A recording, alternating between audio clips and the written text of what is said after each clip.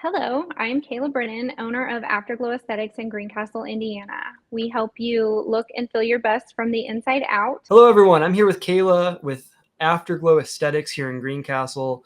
Really excited that she was willing to join me and really take some time to get to know more about her business, and what she's doing. So, Kayla, thank you for being here. Thanks for having me. I really want to start and continue with showcasing you on this interview. I'd love to, for you to share as much as you're willing to share about your background leading up until the day you opened your business. Sure. So I'm Kayla Brennan. I am born and raised in Putnam County in a small town, Bell Union, Indiana. If you blink while you drive through, you miss it. I'm a 2005 graduate of South Putnam High School. I went right out of high school straight into nursing. I got my bachelor's degree from Indiana State University. I've been a nurse since 2009, mainly working bedside nursing. I started out in geriatrics, long-term care, and then I switched to working with people with intellectual and developmental disabilities. And then I also worked part-time bedside at Hendricks Regional. Throughout those years, I learned so many different things, but then COVID hit.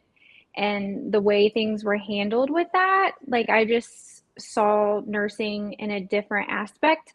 And I didn't like the way the medical background was handled. And I never thought that I would never not want to be a nurse, but seeing what I saw, I was like, I don't think I want to do this anymore. But then I got to thinking, I'm like, there has to be something different. So then I got to doing some research and focused more so on preventative medications and that side of thing versus treatment. So I started doing research on that and kind of figured out that I wanted to go into like the vitamin side of nursing. So I worked my butt off literally on COVID floor in the hospital and saved every single penny that I earned there and opened Afterglow. So that's how it came to be. That's awesome. So how far into that year did you open? Like what day did you open? So I opened, this coming January will be my third year open. So I worked all through COVID. And I want to say it was January of 2021 I opened. So obviously you had a lot of challenges, right? Yeah. You were opening during COVID. Yeah. Even though it was the back end, but it was COVID. Right. You were clearly working hard to save money. How did you balance all of that? What were you going through when you were starting to plan the business? So I've lived my entire life has been chaotic. I work the best under pressure, I think. I worked two full-time jobs and went to nursing school full-time. So, I Wow. mean, I work pretty well under pressure. So now that I have free time, I don't know what to do with it kind of thing. So I just balance things. I have a checklist that I live by. Like I'm very much a notes keeper. So I just go by my to-do list. And once it's done, I just move on to something else. That's awesome. Yeah. So physical checklist, or do you have like a checklist app? No, like I'm very much a paper person. I literally write down everything on paper. I still chart on paper. I have a charting system for the computer, but I'm very much paper and pencil type person, which is weird because I grew up in the age with technology and I don't prefer to use it. No, that's fair. I recently bought a wallet that can fit a notebook in it. Mm-hmm. It's really nice just to be able to write things down in the moment and not get distracted by my phone, Yes. because I have my app that I do use, Mm-hmm. but like if I pull my phone out to type it in the app, then I see an email and then I check an email, then I make a phone call. Yes. So I see a lot of value in that. Yeah. And I don't take my computer into my rooms with my clients when they come in because I just feel like it takes away that personal connection too. So I literally just go in there with my clipboard, my piece of paper and my pen and write everything down and then go from there. That's awesome. Yeah. Have you read the book? It's called The Checklist Manifesto. I've not. You may not even learn anything from it because you're already a checklist person. But it's all about like the power of checklists, and so many professions require checklists. Like pilots have checklists, even though they know what they're doing. They go through it in an emergency. They pull out their checklist. It's a really cool book just about like different uses and reinforcing like the reasons behind checklists. So it's really something I recommend. I'll have to look into that. So, you're working hard, you open the business. I guess let's take a step back. What were your inspirations in opening the business? Obviously you were inspired by the way you felt about the medical field, but like, did you see anyone else doing what you're doing? And maybe this is a chance for you to share more about what you do as you kind of talk through that. Sure. So it's kind of more of a personal thing. I am a very depressed person by nature, which is kind of weird to say.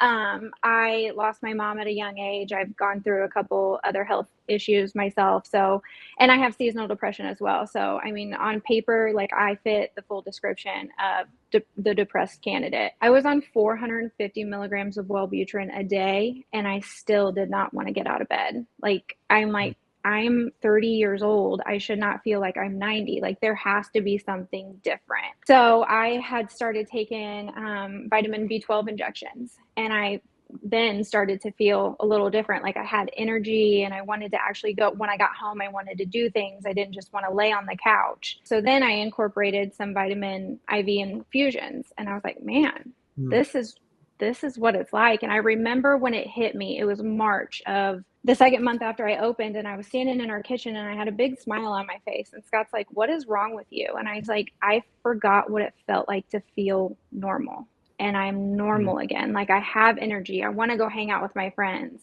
So I'm pretty proud of the fact that everything that I have in here, I have tried, and I know that it works. I'm a redhead, so if it's not going to work, it's not going to work on somebody with like my gingerness. So if I can absorb it and it works for me, it's going to work on everybody else. We're a different breed, the gingers. So it's weird. Like we don't take the lidocaine either. Like we have to, anytime we get lidocaine or anesthesia or whatever, they have to give us an abundant amount. Like that's a true story. Cause Interesting. yes, it's crazy. So I just got it into my head. Like, it's not normal to feel exhausted and like crap all the time, even though doctors tell you like it's just part of aging, just part of getting old. You're doing too much. It's your depression. It's this, it's that. It's not. Like there are vitamins and things that help prevent these that we're supposed to get in our diets that we eat and bring in, but we don't absorb it when we eat it. So when you're injecting it, you get a better absorption rate. So I did that, and I come completely off of my Wellbutrin, which is huge because 450 milligrams is a giant dose. And then recently I had to go back on it, but I only take 150 milligrams every like Monday, Wednesday, Friday. So I still believe in traditional medicine as well, but I also believe the prevention is more where we need to focus. If we can prevent, then we don't have to treat. So what's your like obviously I know you can't speak to specific individuals, but what does your typical client look like? Like how do they find you? What are they coming for? What are you giving them? I started out in one room with 2 chairs, just doing IV infusions and vitamin injections. And then I transitioned into Botox and filler and things like that. But a lot of my clients, they just come to me because they're tired of feeling tired. They're like, I've seen how this works. And then, you know, my friend comes to you and she says that she gets a B12, you know, every so often, and let's try that. And then they're like, oh, this works for me too. So then they send their friends in, and it's literally gone by word of mouth, by how people just feel. The only time I ever pay for advertising is if I have an event that I'm having coming up, and then I sponsor an ad on Facebook. My business has grown strictly on word of mouth. Yeah, that's awesome. And so it sounds like most of your patients are coming because of that kind of tired, sadness, something along those lines. Yeah.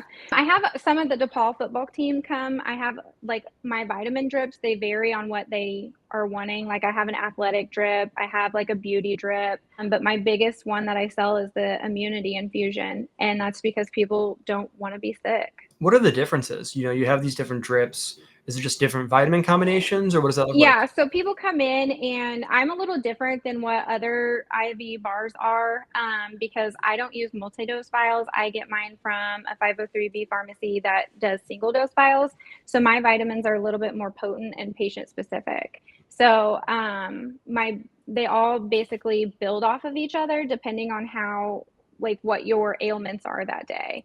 But everybody gets like the basic B vitamin complex in their bag. And then if they want vitamin C, if they're like sick or going on a trip, they get high dose vitamin C and then aminos and things like that. They just build on each other. Okay. Yeah. That makes sense. What would you say to someone who might be considering contacting you, but they have hesitations? Give it a try. At least start with a B12. The B12s are only $25. And if it doesn't work for you, then you're only out $25, but I guarantee you it will work. And what does it look like? Like if someone contacted you right now to come in, what's the process for So they contact me, they come in, they fill out their consent forms and everything, and then my medical director reviews all of that and make sure that they're a go. And then they come in, they get an injection, I put it in their arm, and then they get a cute little pink Band-Aid, and then they're well on their way. That's awesome. Mm-hmm. I talk to a lot of business owners, even when business is going well, they have anxieties and fears about their business. Is there anything that kind of, as a business owner, you always have on your mind? So we are an elective service. I mean, Botox and filler and IV vitamins and things, like people don't necessarily have to have us. They want to have us. So we are typically the beauty industry in itself. Like we're typically the first to go if the economy is bad. We have noticed a little bit within the last few weeks, like we're not as busy as what I feel like we typically are. We still have some clients coming, but I've noticed like my clients that are more reserved, they're not booking as often for treatments and things. And I feel like that's just with the upcoming election, like that's how it's going to be. Mm-hmm. Especially now that the ports are closing, like that strike, that kind of has me a little nervous. Just the election in general has me nervous, but I think it'll be fine after the first of the year. We'll see. Everybody will kind of get under their belt how things are going to go, and we'll either pick back up or we won't. But hopefully we stay Mm-hmm. busy. Feels like every election year, especially presidential election year, there's always those concerns and hesitations. So yeah, hopefully that's all it is. And then November 6th or 7th, whenever, I don't know what day the election is, but hopefully after that you get all your clients back. I'm and everyone's hoping. okay. I'm hoping. And again, it just comes in waves. Like I'm busy, like I have clients throughout the day, but then there are weeks like where I'm completely booked 3 days in a row, and I'm grateful for it all. But it worries me because we are a two income household. We both have our own businesses. So we don't have like a continuous paycheck to fall back on. Absolutely. I hear that a lot. And a lot of the businesses that I speak to, even when things are good, you're thinking about what the bad days could look like Yes. because Yes. you have to. I am very And you have to much a money hoarder because I literally come from nothing. Like, I mean, we had everything that we needed growing up, but not necessarily everything that we wanted. Like, I watched my dad literally work every single day to just barely put food on our table growing up.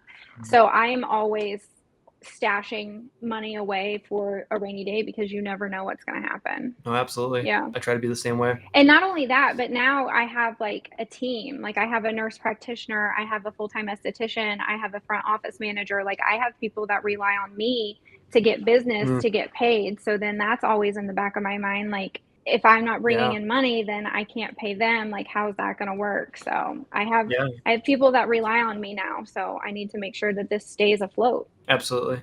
Absolutely. How long have you had team members? When did you hire them? So I was saying earlier, I started in one room with 2 IV infusion chairs, and then I quickly grew into a second room because I was just growing at a rapid pace. So my IV room went from 2 chairs to 4 chairs, and then I had a checkout room. And then I grew out of that. So I went across the hall and I moved my IV infusion room over here with my checkout in the same room. And then I have my Botox and filler room across the hall. And then I have a full-time esthetician as well. I hired my esthetician, I want to say she's probably been here 6 months now. And then I hired a front desk person December of last year because I knew like I needed help. Like I was too busy getting burnt out. I needed an extra set of hands to answer the phone when I couldn't. And then my nurse practitioner, she's always been in the background, but she didn't really want to come full time. So, but now she's seeing clients and doing testosterone replacement and hormone replacement therapy and stuff like that. So she started seeing clients, I think 2 months ago. So, yeah. So in December, when you hired the front office person, was that the first time you managed people, or have you done that before in prior experiences? So with my own business, yes, but Scott has his own business, so I kind of was doing his front office work as well. I'm used to handling, like managing people and telling them what they need to do. Did it feel any different being like your own business? It was a relief, honestly, because then I could go back to what I enjoyed doing, which was injecting and communicating with people, and I wasn't worried about rushing a client out, like to have to check one out and then hurry up and rush and get another one in. So it kind of like put a gap and let me spend more time with my clients. So you briefly mentioned burnout. Common in any business owner I speak to, they're always on the verge or just in the trenches being burnt out. What do you do for yourself to try to avoid that? Well, right now, nothing. Oh, no. Just because I just feel like there's so much going on. But like I said, I feel like I'm constantly working, trying to figure out social media and reels and all of these things that keep you relevant, I guess. It's insane that social media runs so much of our job when it really shouldn't. I personally enjoy like taking breaks. We have a house in Tennessee and we try to go down there as often as we can. And then when we're down there, I just kind of shut off. Like we don't have satellite or internet or anything down there. So we just kind of put our phones away and just relax for a few days. And then generally concert season is my favorite thing to do. So that's awesome. Yeah. The house in Tennessee sounds incredible. It's nice. We are on top of the mountain. So we very much enjoy going down there and seeing and just relaxing. So that's really cool. Yeah. What do you think is really, driving you when you wake up every morning and you think about all the good and bad you have to do that day in business? Like, what's your motivation? My parents didn't raise a quitter. And this is going to sound very cliquey, but there's a lot of people that want to see me fail, and I'm not going to give them that satisfaction. That's awesome. Yeah. What things do you do that you feel make you unique? And what I mean by that is like, what's your advantage? Why are you doing well? And what are those tips you can give to people that might be watching and wanting to be successful? I think just because I'm relatable, like I put my life out there. People know my life story. Like I said earlier, I stick by the fact that I've tried everything in here and I know that it works. And I listen to people when they come in. When they come in, they're not just sitting in my chair getting Botox and filler and vitamins and all of that. I become their therapist. They tell me their secrets and things that are bothering them. And body dysmorphia is a huge thing in my industry, and people can come in and they can sit down and they can talk that through with me, and I can try to help them feel better. Like that's probably the best thing about my job, is that I can actually visually see when a client comes in and they're sad and depressed or whatever it is, and then we sit down and we have that 30-45 minute conversation or whatever, and they get up and they have a pep in their step and they feel more confident when they leave me, then I know I'm doing a good job.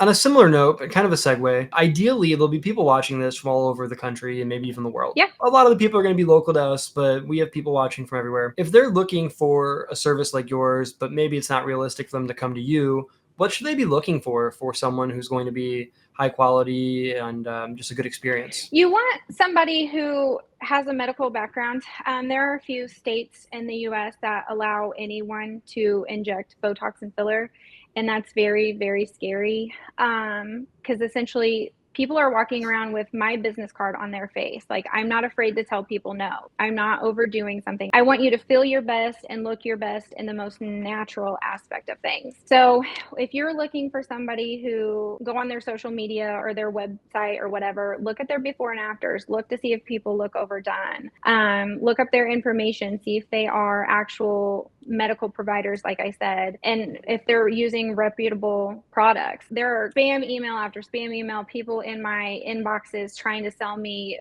filler and Botox and stuff that is not USA FDA regulated for cheap amounts. And if you're going to a place where their product is super cheap, a too good deal is too good to be true. It really is, because they're not using USA FDA approved products. So that's fair. That's scary. Yeah, it really is. Like Texas is, it's just weird over there. Like they have people who do hair are allowed to do Botox and filler. Like you don't even know like the facial anatomy, and you're putting stuff in people's faces. Like it's very scary. Very scary. Not getting my Botox in Texas. Yeah, I would not recommend it. I tell people all the time, like, I know that I'm not the cheapest, but I don't strive to be the cheapest. I strive to be the best, and you get what you pay for. Like, I have clients that have come to me and they're like, well, we didn't come to you because you were a little bit more expensive, but now you need me to fix what this other person messed up. So be conscious of that. Like, if you don't have the money for the service that you want, save up until you do. Yeah, there's, I don't know the name of it, but I'm sure you've seen, there's the triangle example where each corner, one is cheap, fast, and good. Yeah. You can only have two. So, if you want good and you want cheap, it's going to be fast. That's not, I just said it wrong, but you know what I'm saying. I know what you're saying. Yeah. And you essentially, that's what it is. Like, It's really sad. And then the people are like, well, I drove up to Carmel because they were $10 a unit and you're 12.